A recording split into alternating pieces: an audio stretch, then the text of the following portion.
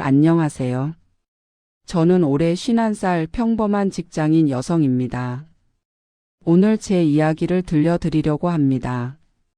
어쩌면 여러분께는 너무 길고 또 어쩌면 너무 슬프고 때로는 화가 나실 수도 있는 이야기일 겁니다. 하지만 끝까지 들어주신다면 아마 여러분도 무언가를 느끼실 수 있지 않을까 싶습니다. 저는 지금 작은 아파트 거실에 앉아 있습니다. 창밖으로는 봄볕이 들어오고 제 옆에는 초등학교 5학년이 된 딸아이가 숙제를 하고 있습니다. 평범한 오후입니다. 평온한 일상입니다. 하지만 이 평온을 되찾기까지 저는 정말 많은 것을 잃었고 또 많은 것을 배웠습니다. 그 이야기를 지금부터 시작하겠습니다. 제가 어렸을 적 이야기부터 시작해야 할 것 같습니다. 저는 중학교 2학년 때 미국으로 유학을 갔습니다. 부모님이 특별히 부자였던 건 아닙니다. 아버지는 작은 무역회사를 운영하셨고 어머니는 초등학교 교사셨죠. 그저 평범한 중산층 가정이었습니다. 하지만 부모님은 저를 위해서라면 무엇이든 하시는 분들이셨습니다. 우리 딸은 영어를 참 좋아하더라. 미국 가서 공부하면 좋겠다. 아버지의 그 한마디로 우리 집 분위기가 완전히 바뀌었습니다. 어머니는 학교를 그만두시고 저와 함께 미국으로 가셨어요. 아버지는 한국에 홀로 남아 돈을 벌어 보내주셨고요.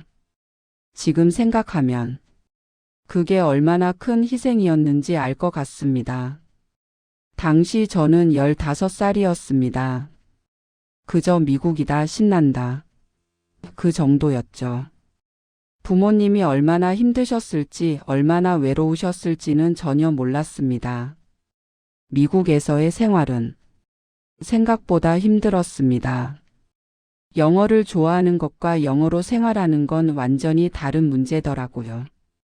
처음 몇 달은 학교에서 말 한마디 제대로 못했습니다. 점심시간마다 화장실 칸막이에 숨어서 김밥을 먹었어요. 냄새 날까봐 무서워서요. 어머니는 그런 저를 보시면서도 아무 말씀 없으셨습니다. 그저 매일 아침 도시락을 싸주시고 밤마다 제 숙제를 옆에서 지켜봐 주셨죠. 엄마는 영어 하나도 모르지만 우리 딸이 쓰는 걸 보면 뭔가 대단한 것 같다. 어머니는 늘 그렇게 말씀하셨습니다. 시간이 지나면서 저는 적응했습니다. 고등학교에 들어갈 무렵엔 영어가 편해졌고 성적도 괜찮아졌어요. 그리고 대학은 운이 좋게도 꽤 좋은 곳에 합격했습니다. 대학 입학 통지서를 받던 날 어머니는 전화기를 붙들고 우셨습니다. 여보, 우리 딸 UCLA 붙었어요. UCLA. 전화기 너머로 아버지의 목소리가 들렸습니다. 아버지도 우시는 것 같았어요. 그날 저는 처음으로 느꼈습니다. 아, 부모님이 저를 위해 얼마나 많은 걸 포기하셨는지. 대학 졸업 후 저는 미국 시민권을 취득했습니다. 그리고 그곳에서 직장을 구했죠. 좋은 회사였습니다. 연봉도 나쁘지 않았고 커리어 전망도 괜찮았어요. 하지만 한국에는 부모님이 계셨습니다. 어머니는 제가 대학에 들어간 후 한국으로 돌아가셨어요. 아버지가 너무 외로워하신다고 이제 딸도 다 컸으니 아버지 곁으로 가야 한다고 하시면서요. 그리고 몇 년 후 아버지가 편찮으시다는 소식을 들었습니다. 위암이었습니다. 저는 고민도 안 하고 결정했습니다. 한국으로 돌아가기로요. 부모님이 나를 위해 모든 걸 희생하셨는데 나라도 곁에 있어야지. 31살 되던 해봄 저는 한국으로 돌아왔습니다. 한국에서의 적응은 생각보다 어렵지 않았습니다. 미국에서의 경력 덕분에 괜찮은 외국계 회사에 취직할 수 있었고 연봉도 나쁘지 않았어요. 무엇보다 부모님과 가까이 있을 수 있다는 게 참 좋았습니다. 아버지는 항암 치료를 받으셨습니다. 다행히 초기였고 치료가 잘 되는 편이었어요. 1년쯤 지나자 많이 좋아지셨죠. 그런데 아버지가 갑자기 결혼 이야기를 꺼내셨습니다. 우리 딸 이제 33이잖아. 좋은 사람 만나야지. 아빠 아직 괜찮아요. 나 일도 재미있고. 아니다. 사람은 혼자 살면 안 돼. 나도 이렇게 아파 보니까 아는데 옆에 사람 있는 게 얼마나 중요한지. 아버지의 목소리에는 간절함이 있었습니다. 아버지가 자신의 시간이 많지 않다고 생각하시는구나. 그걸 알았을 때 가슴이 무너지는 것 같았어요. 그래서 저는 맞선을 보기 시작했습니다. 솔직히 큰 기대는 없었어요. 그저 아버지 마음을 편하게 해드리고 싶었을 뿐이죠. 그렇게 세 번째 맞선에서 그 사람을 만났습니다. 지금은 제 전 남편이 된 사람을요. 첫인상은 나쁘지 않았습니다. 키가 크고 옷차림이 깔끔했어요. 대기업 과장이라고 했고 말투도 점잖았습니다. 저는 여성의 경제 활동을 존중합니다. 맞벌이 부부가 당연한 시대라고 생각하고요. 맞선 자리에서 그가 한 말입니다. 당시 저는 이 말이 참 괜찮게 들렸어요. 진보적이고 합리적인 사람이라고 생각했죠. 결혼 비용도 반반으로 하면 어떨까요? 요즘 세상에 한쪽이 다 부담하는 건 말이 안 되잖아요. 저는 고개를 끄덕였습니다. 맞는 말씀이에요. 저도 그게 공평하다고 생각해요. 부모님께 그 사람 이야기를 했을 때 아버지는 기뻐하셨습니다. 요즘 남자들은 다르구나. 똑 부러지고 좋네. 어머니는 조금 다른 반응이셨어요. 그래도 결혼은 계산으로만 하는 게 아닌데. 엄마 요즘 세상이 어떤데요? 이게 맞는 거예요. 저는 어머니 말씀을 가볍게 넘겼습니다. 지금 생각하면 어머니는 이미 뭔가를 보셨던 걸까요? 우리는 6개월 만에 결혼했습니다. 결혼 준비는 정말 철저하게 반반이었습니다. 예단 예물 마이너스 반반, 신혼집 전세금 마이너스 반반, 가전제품 가구 마이너스 품목별로 나눠서 반반, 심지어 결혼식 하객 숫자까지 정확히 맞췄어요. 우리는 100명, 신부 측도 100명으로 맞춥시다. 예식장에서 음식값을 계산하는 그의 모습을 보면서 저는 생각했습니다. 참 꼼꼼한 사람이네. 이런 사람이랑 살면 경제관념 확실하겠다. 그때는 정말 그렇게 생각했어요. 신혼생활도 마찬가지였습니다. 생활비 마이너스 반반, 공과금 마이너스 항목별로 나눠서 반반, 장보기 마이너스 일주일씩 번갈아 가면서 청소, 빨래 마이너스 요일을 정해서 분담, 심지어 명절 비용까지도요. 추석에는 우리 집에 가니까 선물값 당신이 내고 설날에는 당신 집 가니까 내가 낼게요. 저는 순응했습니다. 이게 현대적인 부부 관계지. 서로 독립적이고 평등한 거야. 스스로를 그렇게 설득했어요. 하지만 가끔은 이상하다는 생각이 들었습니다. 편의점에서 과자를 사 먹을 때도 각자 계산했어요. 영화를 보러 가면 표를 한 장씩 샀고요. 여보, 그냥 한 사람이 내면 안 돼요? 어차피 우리 돈인데. 안 돼요. 나중에 누가 더 냈는지 안 냈는지 헷갈려요. 깔끔하게 하는 게 좋아요. 그는 늘 그렇게 말했습니다. 그리고 저는 참 우스운 일이지만 그게 틀린 말이 아니라고 생각했어요. 결혼 1년이 지나고 아이가 생겼습니다. 딸이었어요. 아이를 낳은 후에도 반반은 계속되었습니다. 분유값 마이너스 반반, 기저귀값 마이너스 반반, 육아휴직은 제가 썼습니다. 그의 회사가 더 중요하다고 생각했거든요.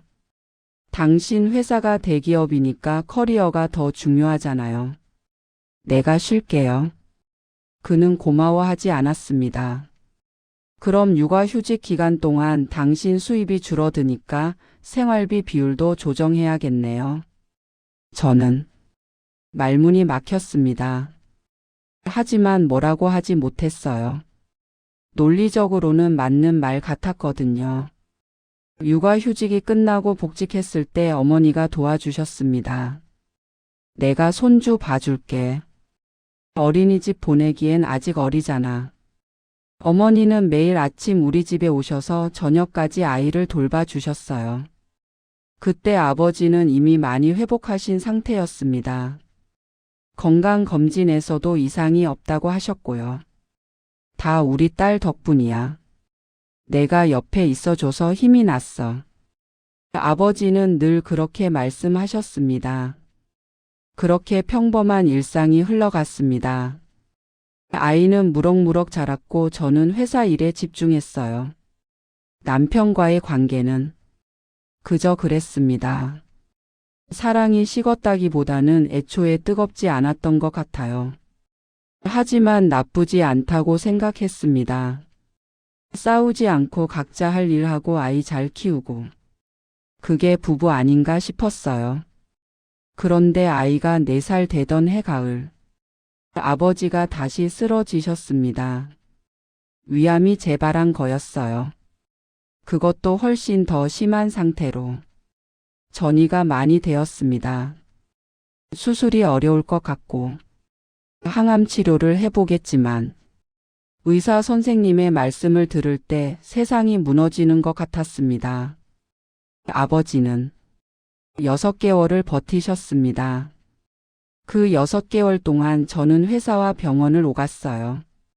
어머니는 낮에는 손주를 돌보시고 저녁에는 병원에 오셔서 아버지를 간호하셨죠. 남편은 병문안을 많이 오지 않았습니다. 장인어른 병문안 가려면 선물 사가야 되잖아요. 그것도 돈인데 어떻게 처리할까요? 그가 물었을 때 저는 대답할 수가 없었어요. 그냥 내가 살게요. 그럼 나중에 우리 부모님 아플 때도 당신이 다 사는 거예요? 저는 그 말에 아무 대꾸도 하지 못했습니다. 아버지는 그해 겨울 눈 내리던 날 돌아가셨습니다. 우리 딸, 미국까지 가서 공부했는데 나 때문에 한국 온 거 미안하다. 마지막 말씀이었어요. 아빠 무슨 말씀이세요? 저 너무 행복했어요. 아빠랑 같이 있어서. 거짓말 하지 마라. 아빠가 널 붙잡은 거 안다. 미안하다. 아빠. 아버지 손을 잡았을 때 이미 차가워지고 있었습니다. 장례는 어떻게 치렀는지 기억이 잘 안 나요. 그저 울고 또 울고. 3일장을 치르는 내내 어머니는 한마디도 하지 않으셨어요. 그저 아버지 영정 사진 옆에 앉아 계셨죠. 장례가 끝나고 문상객들이 다 돌아간 후 어머니가 처음으로 입을 여셨습니다. 이제 나는 뭘 하고 살지. 그 말씀이 가슴을 찢는 것 같았습니다. 엄마한테는 나랑 손주가 있잖아요. 그래. 그렇지. 내가 너희 옆에 있어야지. 어머니는 그렇게 말씀하셨지만 눈빛은 텅 비어 있었습니다. 아버지가 돌아가신 후 어머니는 더 열심히 손주를 돌봐주셨습니다. 할머니가 해줄 수 있는 게 이것밖에 없구나. 어머니는 늘 그렇게 말씀하셨어요. 아이는 할머니를 정말 좋아했습니다. 저보다 할머니를 더 찾을 정도였죠. 할머니 오늘 유치원에서 그림 그렸어. 우리 강아지가 그림을 그렸어? 할머니한테 보여줘. 할머니 나 오늘 친구랑 싸웠어. 왜? 우리 강아지가 뭘 잘못했어? 아이의 모든 이야기를 들어주시고 안아주시고 달래주시던 어머니. 그런 어머니를 보면서 저는 생각했습니다. 아, 부모라는 건 이런 거구나.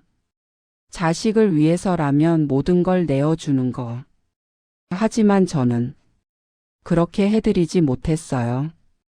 일에 쫓기고 집안일에 쫓기고 남편의 반반 계산에 쫓기는 일상 속에서 어머니께 제대로 된 시간을 내드리지 못했습니다.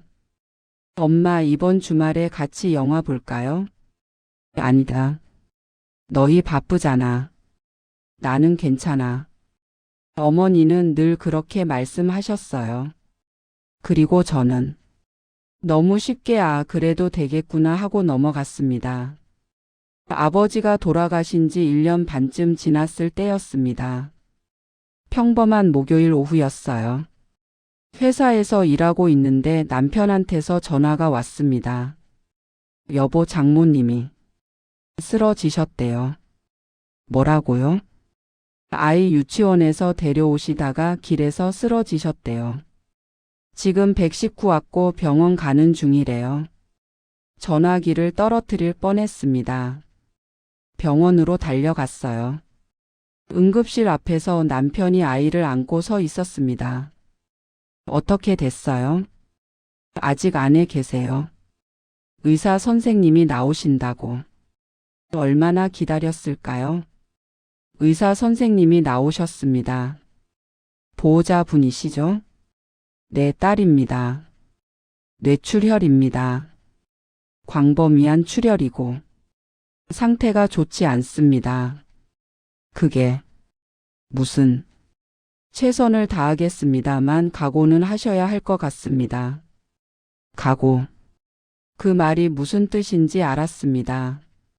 어머니는 중환자실에 계셨어요. 면회도 할 수 없었습니다. 하루에 딱 10분 유리창 너머로 보는 게 전부였죠. 온몸에 관을 꽂고 누워 계신 어머니. 엄마. 유리창에 손을 대고 불러봤지만 어머니는 눈도 뜨지 못하셨습니다. 사흘이 지났습니다. 의사 선생님이 조심스럽게 말씀하셨어요. 뇌사 판정이 나왔습니다. 네? 죄송합니다. 더 이상 회복 가능성이 없습니다. 아니, 그럴 리가. 엄마는 아직 가족분들과 상의하셔서 결정하셔야 합니다. 결정. 무슨 결정을 하란 말입니까? 어머니 장례는 아버지 때보다 더 힘들었습니다. 아버지는 병을 알고 계셨고 우리도 준비할 시간이 있었어요. 하지만 어머니는 너무 갑작스러웠습니다. 그 전날까지도 손주를 돌봐주시고 밥을 해주시고 웃으시던 분이었는데 강아지 엄마, 우리 강아지 오늘 유치원에서 칭찬받았어요. 그게 어머니가 제게 하신 마지막 말씀이었습니다. 그때 저는 엄마, 나 지금 바빠요. 나중에 얘기해요라고 했어요. 나중은 오지 않았습니다. 장례식장에는 많은 분들이 오셨습니다. 어머니 제자분들, 아버지 지인분들, 동네 이웃분들. 선생님 참 좋은 분이셨는데 딸분 위해서 미국까지 가셨던 거 기억나요? 손주 돌보시는 거 정말 행복해 하셨는데 문상객들의 말을 들으면서 저는 깨달았습니다. 어머니 인생은 온통 저를 위한 것이었다는 걸. 저를 낳고 키우고 유학 보내고 손주 돌보고 정작 어머니 자신을 위한 시간은 얼마나 있었을까요? 엄마는 뭐 하고 싶은 거 없어요? 예전에 한번 물어본 적이 있었어요. 나는 내가 행복하면 그걸로 됐어. 어머니는 그렇게 대답하셨죠. 그게 진심이셨을까요? 아니면 그렇게 말씀하시는 게 익숙해지신 걸까요? 장례를 치르는 3일 동안 저는 제대로 먹지도 자지도 못했습니다. 그저 어머니 영정 사진을 바라보며 눈물만 흘렸어요. 엄마 미안해요. 엄마한테 잘해드리지 못해서. 엄마 사랑한다고 한 번도 제대로 말 안 했죠. 엄마 없으면 나 어떻게 살아요. 하지만 어머니는 대답하지 않으셨습니다. 남편은 장례 기간 내내 조문객 응대를 했습니다. 정확히 말하면 조문객들이 내는 부의금을 꼼꼼하게 기록했어요. 이건 나중에 우리가 갚아야 되니까 정확하게 적어둬야 돼요. 그의 말을 듣고 있자니 화가 났습니다. 하지만 뭐라고 할 기력도 없었어요. 장례가 끝나고 집으로 돌아왔을 때 텅 빈 것 같았습니다. 아버지도 어머니도 안 계신 세상. 이제 정말 제가 어른이 된 거구나. 의지할 곳이 없는 누군가의 부모일 뿐인. 장례를 치르고 한 달쯤 지났을 때 어머니 집을 정리하기 시작했습니다. 부모님이 사시던 아파트는 작았어요. 20평대 아파트였죠. 하지만 두 분의 삶이 그 안에 다 들어 있었습니다. 거실 장롱에는 아버지 양복이 그대로 걸려 있었고 서랍에는 어머니 손때 묻은 옷들이 가지런히 개켜 있었어요. 부엌 찬장을 열면 어머니가 쓰시던 냄비들이 있었고 냉장고에는 제가 좋아하던 반찬들이 아직도 남아 있었습니다. 엄마. 혼자 중얼거리며 짐을 정리했어요. 남편은 회사 일이 있다며 오지 않았습니다. 혼자 하기 힘들면 업체 부르세요. 돈은 반반 내고. 전화로 그렇게 말하더군요. 저는 그냥 혼자 했습니다. 어머니 방 서랍을 정리하다가 통장을 발견했습니다. 몇 개 안 되더라고요. 부모님은 원래 재산이 많은 편이 아니었으니까. 아버지 명의 통장 2개, 어머니 명의 통장 3개. 하나씩 정리하면서 잔액을 확인했어요. 아버지 통장은 거의 비어 있었습니다. 병원비로 다 쓰신 거겠죠. 어머니 통장도 비슷했습니다. 그런데 마지막 통장. 어머니 명의의 정기예금 통장이었어요. 잔액이 8천만 원이었습니다. 엄마가 이렇게 모아두신 게 있었네. 처음엔 그냥 그렇게 생각했어요. 통장을 넘겨보다가 이상한 걸 발견했습니다. 6개월 전 3천만 원이 출금되어 있었어요. 이게 뭐지? 어머니가 큰 돈을 쓰신 적이 없는데. 혹시 병원비? 아니, 어머니는 건강하셨는데. 아버지 병원비? 그것도 아니에요. 아버지는 이미 돌아가신 후였으니까. 저는 통장을 자세히 들여다봤습니다. 출금 내역을 보니 ATM 인출이었어요. ATM? 엄마가 이렇게 큰 돈을 ATM에서 뽑으셨다고? 이상했습니다. 어머니는 ATM 사용도 불편해 하시던 분이었어요. 늘 은행 창구에 가셔서 일을 보셨죠. 더 이상한 건 인출 장소였습니다. 우리 집 근처 편의점 ATM이었어요. 왜 엄마가 우리 집 근처에서? 생각해 보니 그날 어머니가 우리 집에 오셨던 날이었습니다. 그리고 그날은 제가 출장을 간 날이었고 집에는 남편이 있었죠. 가슴이 철렁했습니다. 설마. 아니, 그럴 리 없어. 남편이 장모님 통장에서 돈을 뽑았을 리가. 하지만 의심은 쉽게 사라지지 않았습니다.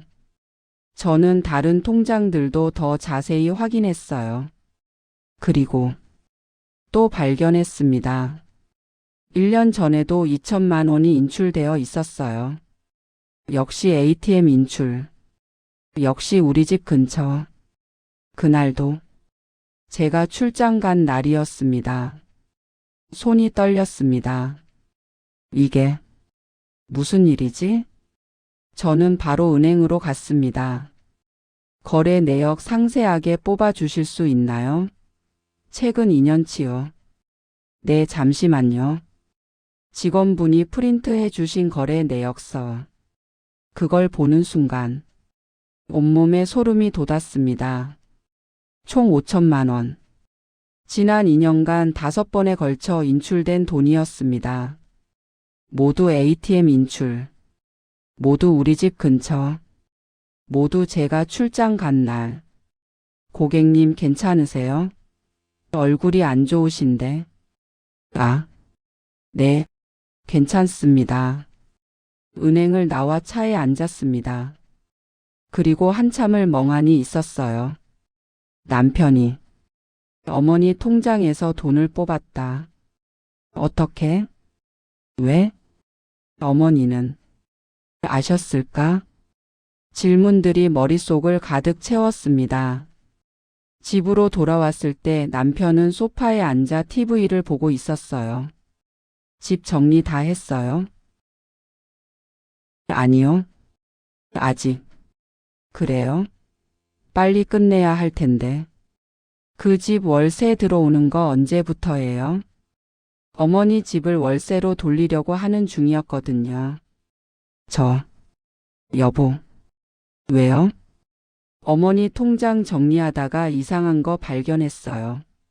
남편의 표정이 미세하게 굳었습니다. 아주 잠깐이었지만 저는 놓치지 않았어요. 뭐가요? 큰 돈이 몇 번 인출되어 있더라고요. 그것도 우리 집 근처 ATM에서. 그래요? 혹시 여보가 아는 거 있어요? 침묵. 길고 긴 침묵.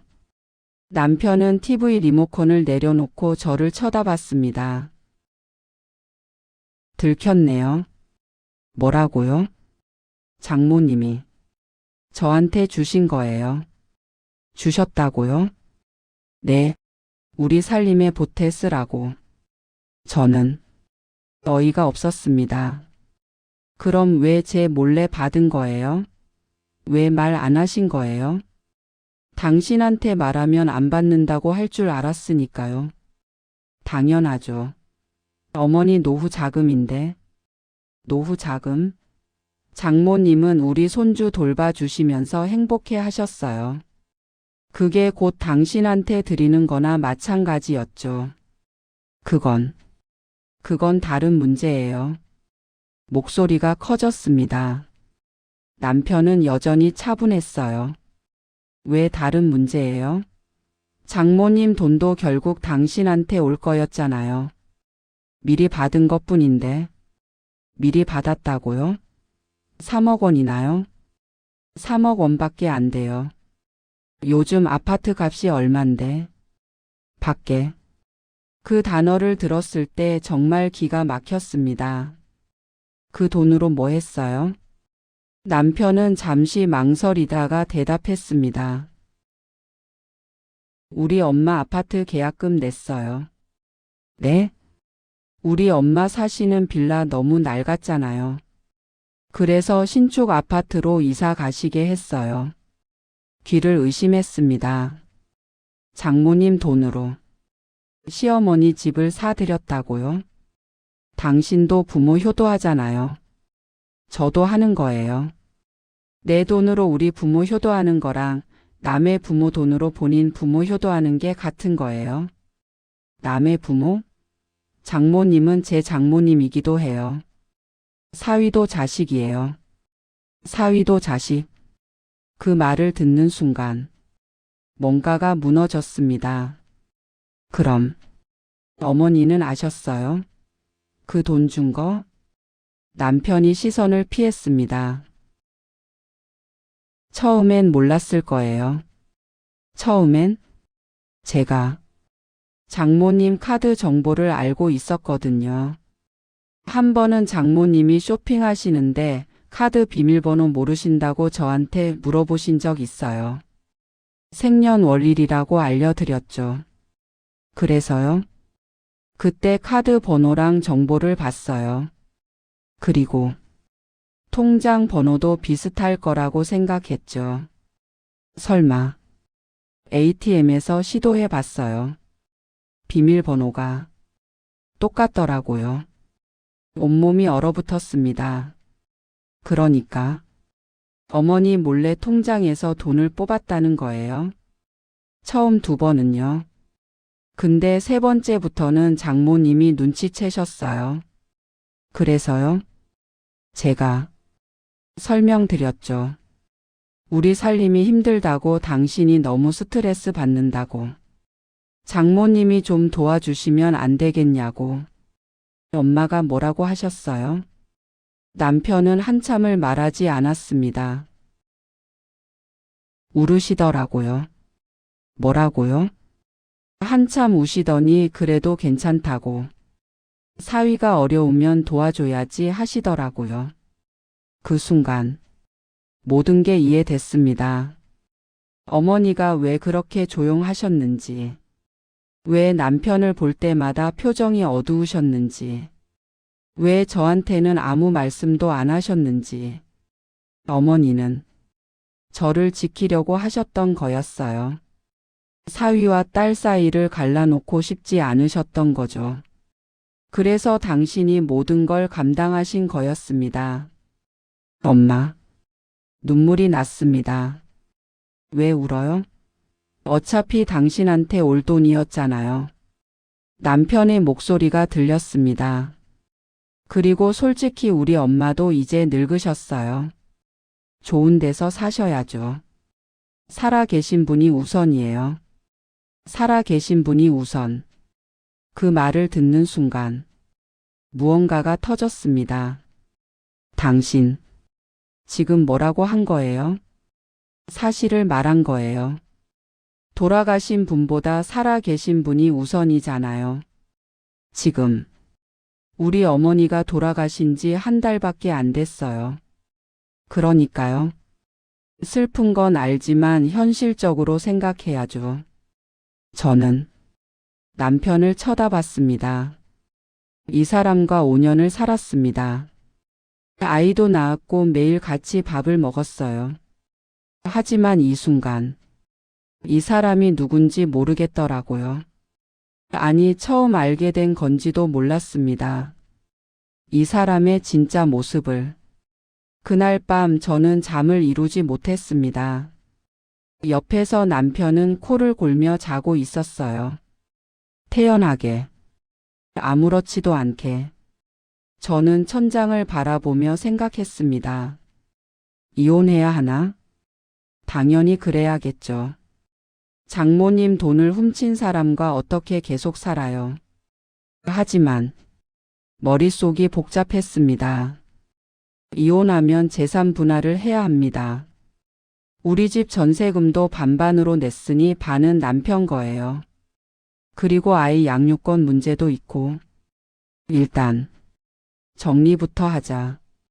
다음 날 저는 회사에 휴가를 냈습니다. 그리고 변호사 사무실을 찾아갔어요. 상담받고 싶습니다. 상황을 설명했습니다. 처음부터 끝까지. 변호사는 심각한 표정으로 들었어요. 어머니가 생존에 계실 때 본인 의사 없이 통장에서 돈을 인출했다면 이건 절도죄에 해당할 수 있습니다. 하지만 나중에는 어머니가 동의하셨어요. 강요에 의한 동의라면 무효입니다. 증명이 어렵겠지만요. 그럼 어떻게 해야 하나요? 일단 증거를 확보하세요. 통장 거래 내역, 시어머니 아파트 계약서, 가능하면 남편과의 대화 녹음까지. 저는 고개를 끄덕였습니다. 집으로 돌아와서 생각했습니다. 어떻게 해야 하지? 그때 문득 떠오른 게 있었습니다. 제 미국 시민권. 저는 아직 미국 시민권을 포기하지 않았어요. 이중국적 상태였죠. 그리고 미국 법은 한국과 다릅니다. 특히 금융 범죄에 대해서는 훨씬 엄격하죠. 만약 어머니 돈이 미국 계좌를 거쳤다면, 만약 그 과정에서 전신을 이용했다면, 미국 연방법이 적용될 수도 있습니다. 하지만 그런 증거가 있을까?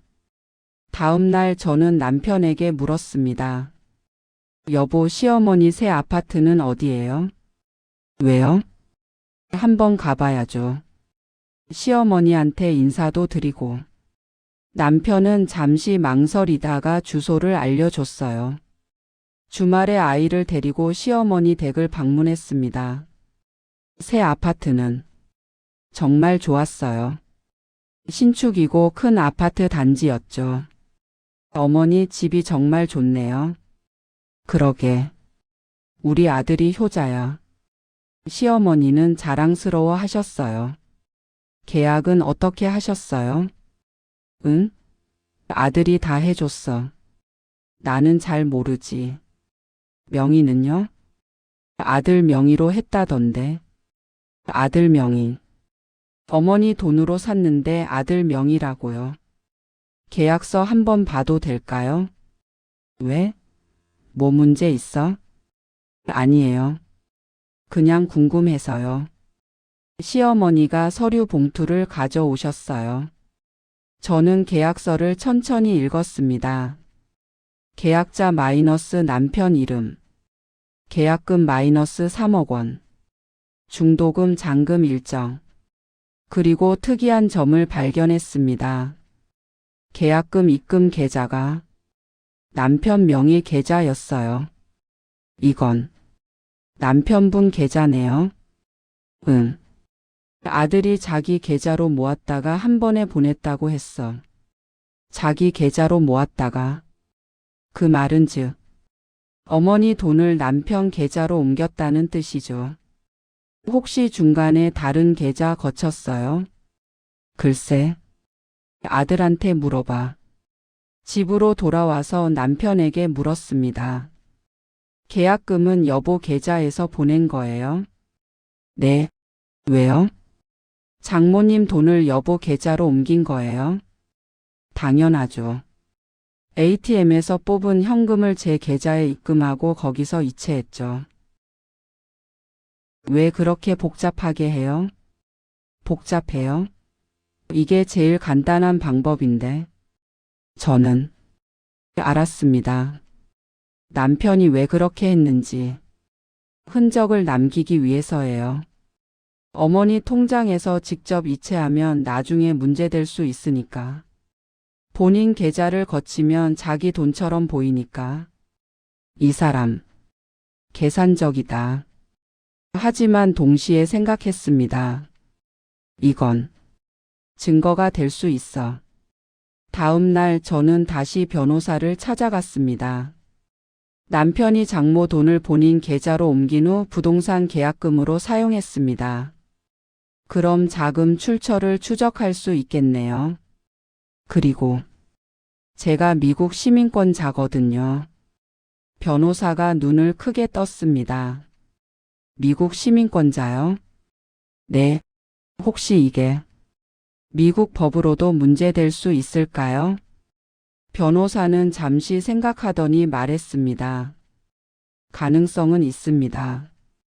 하지만 미국 변호사와 상담해야 정확히 알 수 있어요. 그날 밤 저는 미국에 있는 대학 동창에게 연락했습니다. 그 친구는 변호사였어요. 상황을 설명하자 친구가 말했습니다. 이건 와이어 프로드에 해당할 수 있어. 와이어 프로드? 전신사기. 미국 연방법이야. 만약 그 돈이 국제 송금을 거쳤거나 미국 시민권자의 재산과 관련되어 있다면 적용될 수 있어. 하지만 모든 거래가 한국에서 이루어졌는데요. 너도 미국 시민권자잖아. 그리고 내 어머니 유산은 내 상속 재산이고 미국 IRS에도 신고해야 할 자산이야. 그럼 어떻게 하면 돼요? 일단 증거를 모아. 그리고 미국에서 소송을 제기할 수도 있어. 전화를 끊고 저는 생각했습니다. 할 수 있을까? 정말 이렇게까지 해야 할까? 하지만 어머니 얼굴이 떠올랐습니다. 돌아가시기 전 남편을 볼 때마다 어두웠던 표정. 저한테는 아무 말씀도 못하시고 혼자 소갈이 하셨을 어머니. 그리고 마지막 순간까지 손주를 걱정하시던 어머니. 엄마 제가 제대로 하겠습니다. 그날부터 저는 준비를 시작했습니다. 하지만 겉으로는 아무것도 아닌 척했어요.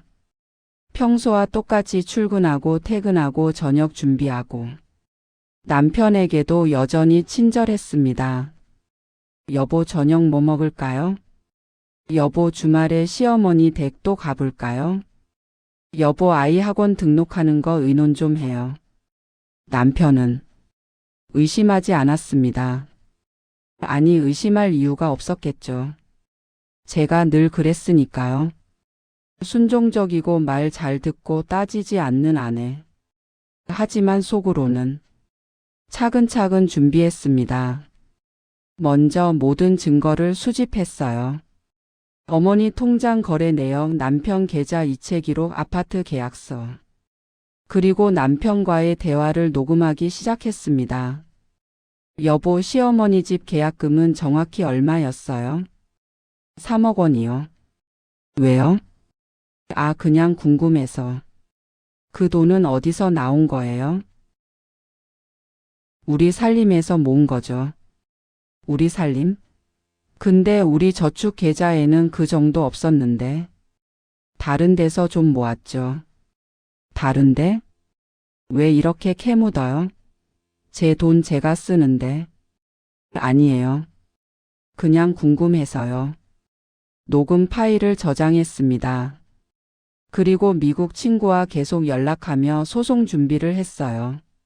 한국에서 먼저 이혼 소송 제기해. 그리고 미국에서는 재산 추적 소송을 별도로 할 수 있어. 비용이 얼마나 들까요? 많이 들 거야. 하지만 이기면 다 회수할 수 있어. 저는 각오를 했습니다. 시간이 지나면서 남편은 더욱 태연해졌습니다. 우리 엄마 이사 날짜 잡았어요. 다음 달 15일. 그래요? 축하드려야겠네요. 당신도 와야죠. 며느리인데. 네, 물론이죠. 웃으며 대답했습니다. 그리고 속으로 생각했어요. 그날이 D-데이가 되겠구나. 이사 전날 밤. 저는 남편에게 물었습니다. 여보, 내일 제가 시어머니 집에 먼저 가서 청소 좀 할까요? 이삿짐 오기 전에. 그럴 필요 있어요? 청소는 이사 후에 하면 되죠. 그래도 먼지라도 좀 닦고. 제가 며느리인데 뭐라도 해야죠. 남편은 잠시 생각하더니 고개를 끄덕였습니다. 그럼 열쇠 줄게요. 비밀번호는 우리 엄마 생일이에요. 알았어요. 다음 날 아침 일찍 저는 시어머니 새 아파트로 갔습니다. 아직 아무도 없었어요. 비밀번호를 누르고 들어갔습니다. 텅 빈 아파트. 하얀 벽, 깨끗한 바닥. 어머니 돈으로 산 집. 천천히 집 안을 둘러봤습니다. 거실, 방, 부엌, 화장실. 그리고 준비했던 것들을 꺼냈습니다. 서류 봉투 여러 개. 각 봉투 안에는 영어로 된 문서들이 들어 있었어요. NOTIC OFASSET FEDRAL WIR FRAUD IMVSTIGATION INTRN ATIONAL LEGAL PROC EDINGS. 물론 진짜는 아니었습니다.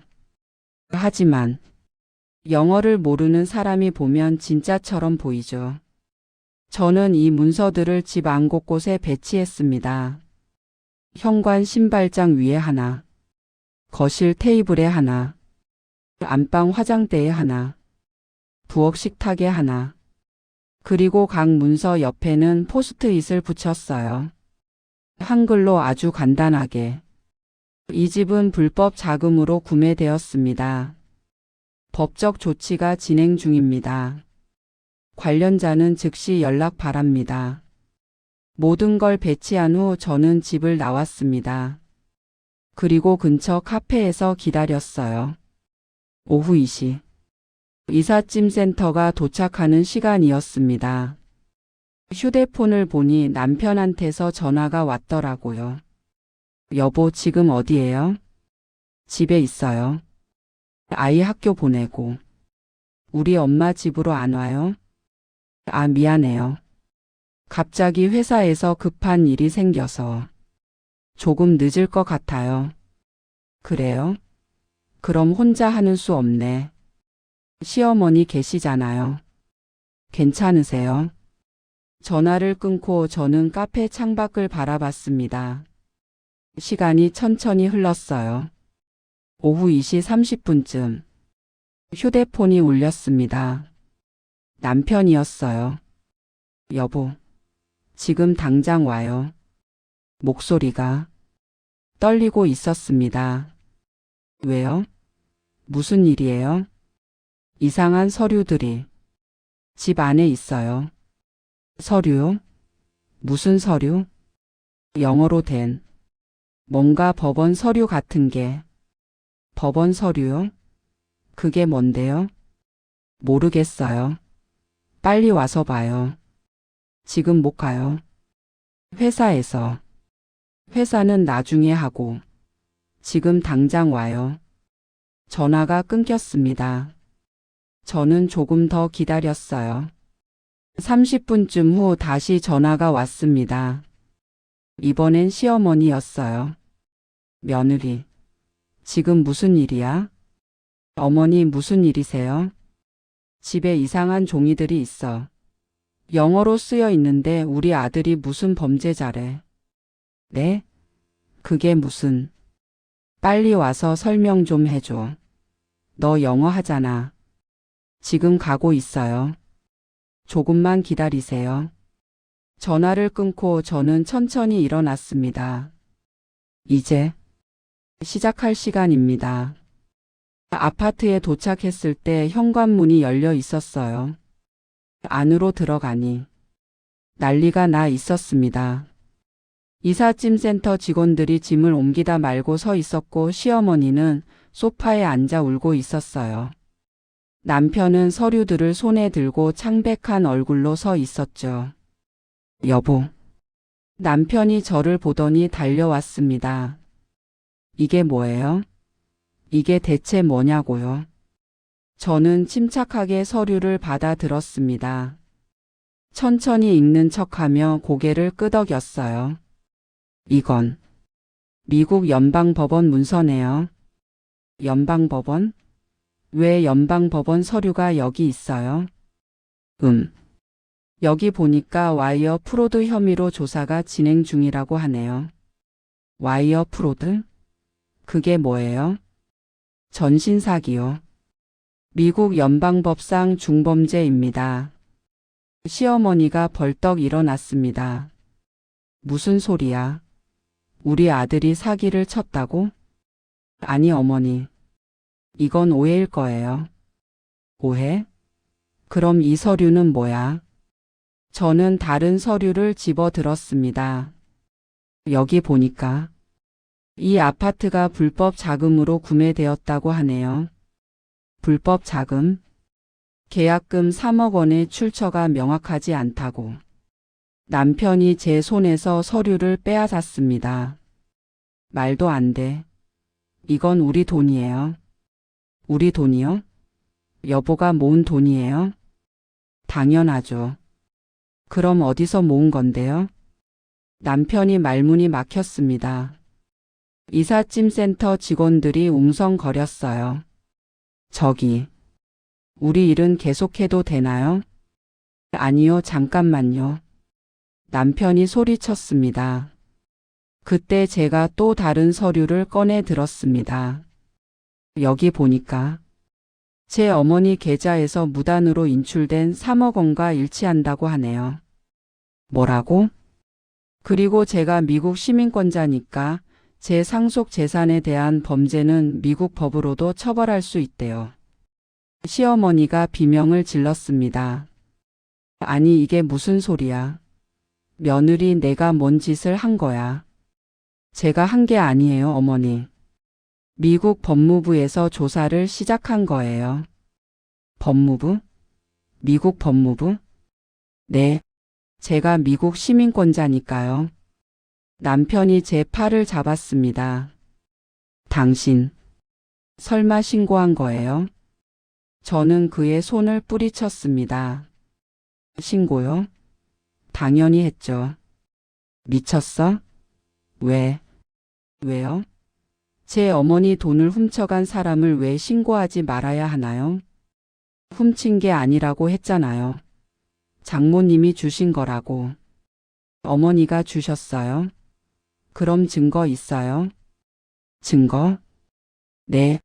어머니가 자발적으로 주셨다는 증거요. 문서든 녹음이든. 남편이 입을 다물었습니다. 저는 계속 말했어요.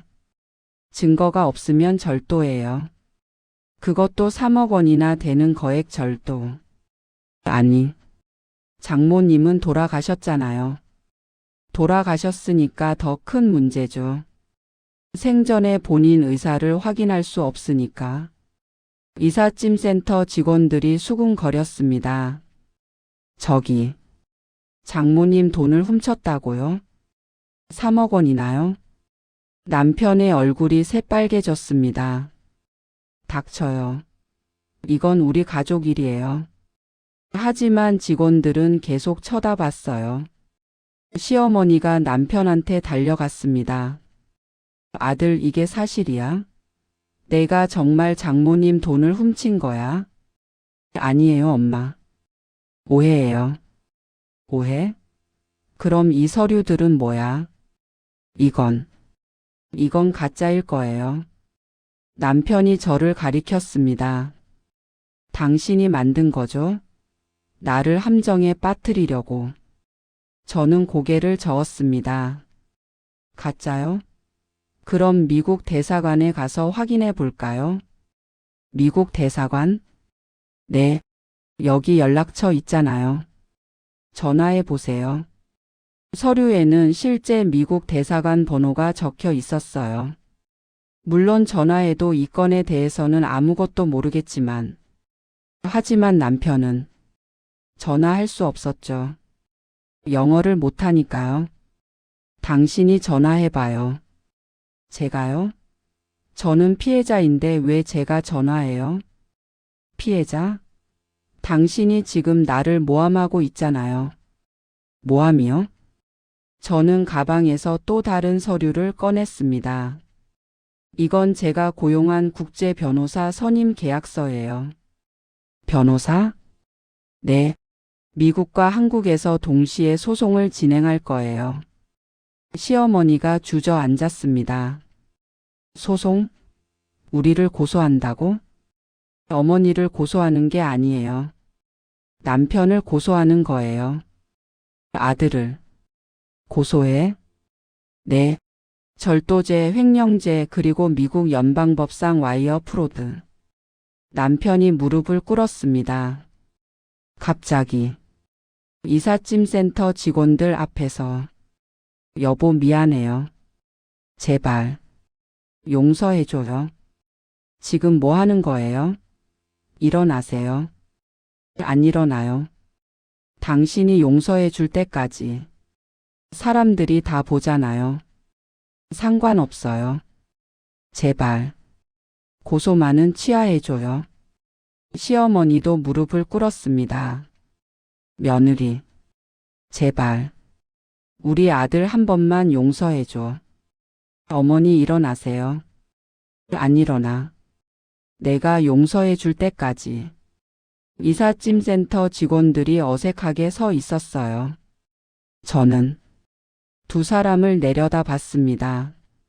무릎 꿇고 빌고 있는 그들을. 예전 같았으면 마음이 약해졌을 거예요. 하지만 이제는 아니었습니다. 일어나세요. 여기서 무릎 꿇는다고 해결될 일이 아니에요. 그럼 어떻게 해야 돼요?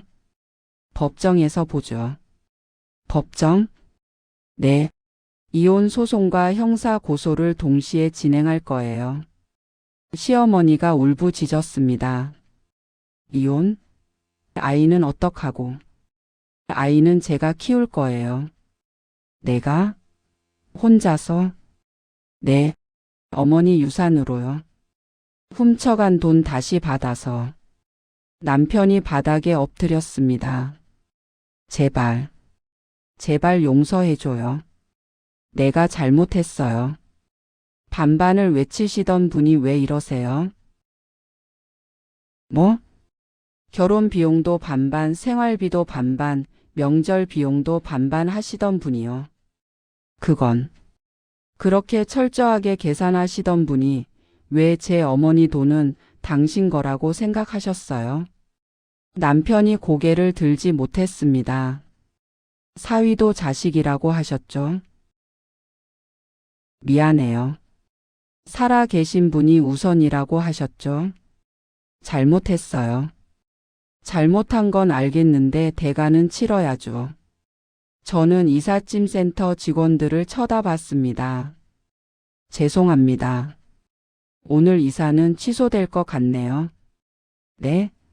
그럼 저희는 비용은 제가 다 드릴게요. 수고비까지 해서. 직원들이 어리둥절한 표정으로 나갔습니다. 그들이 나간 후 저는 남편에게 말했습니다. 일주일 드릴게요. 일주일? 네. 일주일 안에 3억 원 돌려주세요. 그럼 형사 고소는 안 할게요. 3억 원을 일주일 안에? 네. 못 하시겠어요? 그게 어떻게? 그럼 법정에서 보죠. 아, 그리고 이 아파트도 압류될 거예요. 시어머니가 소리쳤습니다. 압류? 이 집을? 당연하죠. 범죄 수익으로 산 재산인데. 그럼 우리는 어디서 살아? 모르죠. 그건 여러분 문제예요. 저는 가방을 들고 현관으로 걸어갔습니다. 뒤에서 울음소리가 들렸지만 돌아보지 않았어요. 현관문을 나서는 순간 뒤에서 남편이 소리쳤습니다. 당신 정말 이럴 거예요? 우리 5년 같이 산 사이잖아요. 저는 멈춰 섰습니다. 그리고 돌아봤어요. 5년이요? 네, 그 5년 동안 당신은 저를 진짜 아내로 본 적 있어요? 뭐? 아니면 그냥 비용 절감용 룸메이트였나요? 남편이 대답하지 못했습니다. 생활비 반반 내는 사람, 집안일 반반 하는 사람. 그게 전부였죠? 아니에요. 그런 사람이 제 어머니 돈은 왜 가져갔어요? 반반이 원칙이었으면 제 어머니 돈도 반반이어야죠. 그런데 왜 전부 가져갔어요? 남편이 고개를 숙였습니다. 그리고 왜 어머니 돈으로 시어머니 집을 사드렸어요? 반반의 원칙은 어디 갔나요? 저는 웃었습니다. 쓴 웃음이었지만요. 이제 알겠어요. 당신에게 반반은 편한 것만 골라 먹는 핑계였던 거죠. 그리고 문을 닫았습니다. 그날 이후 모든 게 빠르게 진행되었습니다. 남편은 3억 원을 마련하지 못했어요. 당연했죠. 이미 아파트 계약금으로 써버렸으니까. 저는 약속대로 형사 고소를 했습니다. 한국에서는 절도죄와 횡령죄로, 그리고 제 미국 변호사 친구를 통해 미국 법률 자문을 받았어요. 실제로 미국 법원에 소송을 제기하지는 않았습니다. 그럴 필요가 없었거든요.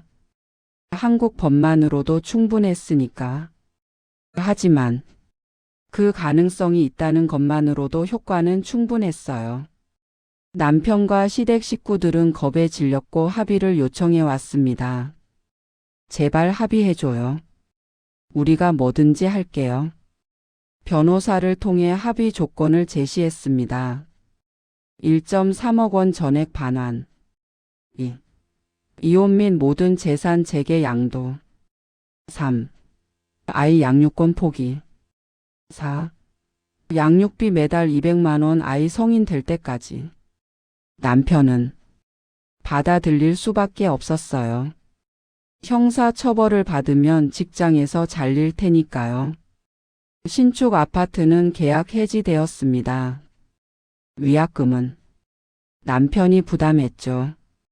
그 돈 마련하느라 시댁에서 집까지 팔았다고 들었어요. 결국 시어머니는 다시 낡은 빌라로 돌아가셨습니다. 그것도 전보다 더 작고 엘리베이터도 없는 곳으로. 이혼은 3개월 만에 성립되었습니다. 제가 원하는 조건이 거의 다 받아들여졌어요. 재산 분할도 양육권도. 어머니 유산도 온전히 제 몫이 되었습니다. 저는 그 돈으로 작은 아파트를 샀어요. 어머니가 사시던 동네 근처였습니다.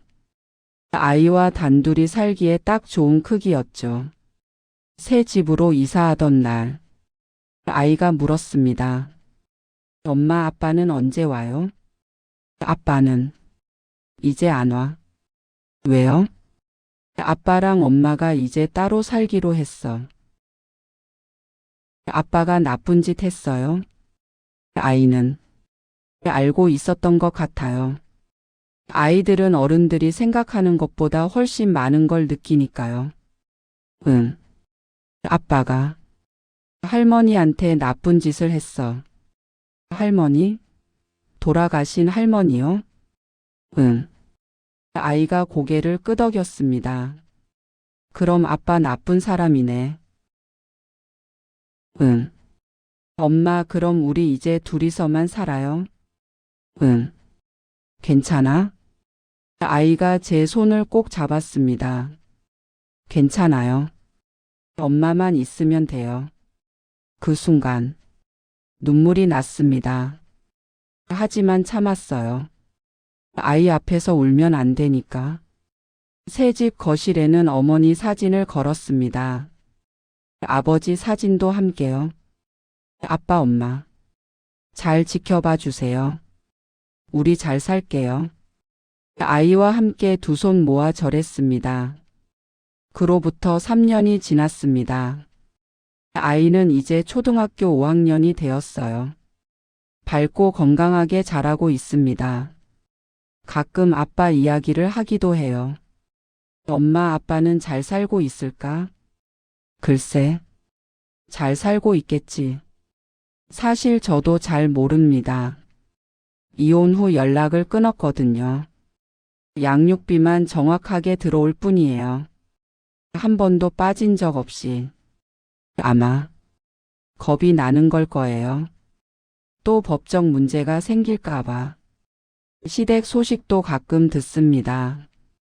시어머니는 아직도 그 낡은 빌라에서 사신대요. 엘리베이터 없는 5층이라 무릎이 많이 안 좋아지셨다고. 그 소식을 들었을 때 복잡한 기분이었습니다. 불쌍하다는 생각도 들었지만 동시에 당연한 대가라는 생각도 들었어요. 저는 지금 작은 회사로 이직했습니다. 연봉은 줄었지만 워라밸이 좋아요. 아이와 함께 보낼 시간이 많아졌죠. 저녁에는 같이 저녁을 만들어 먹고 주말에는 나들이를 갑니다. 어머니 산소에도 자주 가요. 할머니, 우리 잘 지내고 있어요. 걱정 마세요. 아이가 어머니 산소 앞에서 말합니다. 그럴 때마다 어머니가 웃고 계실 것 같아요. 가끔 생각합니다. 만약 그때 참았다면 어땠을까? 남편의 배신을 못 본 척하고 그냥 살았다면 아마 지금도 그 집에서 반반 생활을 하고 있었겠죠. 하지만 행복했을까요? 아니요. 절대 아니에요. 어머니를 생각할 때마다 가슴이 아팠을 거예요. 그리고 남편을 볼 때마다 경멸했을 겁니다. 지금은 비록 혼자지만 평온합니다. 아이와 둘이서 작지만 따뜻한 우리 집에서 어머니가 물려주신 사랑으로 그렇게 살아가고 있습니다. 이 이야기를 들으시는 여러분께 말씀드리고 싶습니다. 부부란 무엇일까요? 반반을 따지는 계산기일까요? 아니면 함께 하나가 되어 가는 동반자일까요? 저는 잘 모르겠습니다. 하지만 한 가지는 확실히 알아요. 진짜 가족이라면, 진짜 사랑한다면, 상대방의 부모를, 상대방의 과거를, 상대방의 모든 것을 존중해야 한다는 것. 그리고 무엇보다 양심은 잃지 말아야 한다는 것. 제 전 남편은 반반을 외쳤지만 결국 모든 걸 잃었습니다. 아내도 아이도 집도 어머니의 안락한 노후도. 그리고 무엇보다 양심을. 저는 많은 것을 잃었지만 어머니의 사랑과 제 양심만큼은 지켰습니다. 그리고 지금 작지만 따뜻한 행복 속에서 살고 있습니다. 여러분도 지금 옆에 계신 분과의 관계를 한번 돌아보세요. 진짜 사랑하고 계신가요? 진짜 존중하고 계신가요? 계산만 하고 계시지는 않은가요? 그리고 혹시 부모님의 사랑을 당연하게 여기고 계시지는 않은가요? 제 이야기가 조금이나마 도움이 되었으면 좋겠습니다. 긴 이야기 들어주셔서 감사합니다.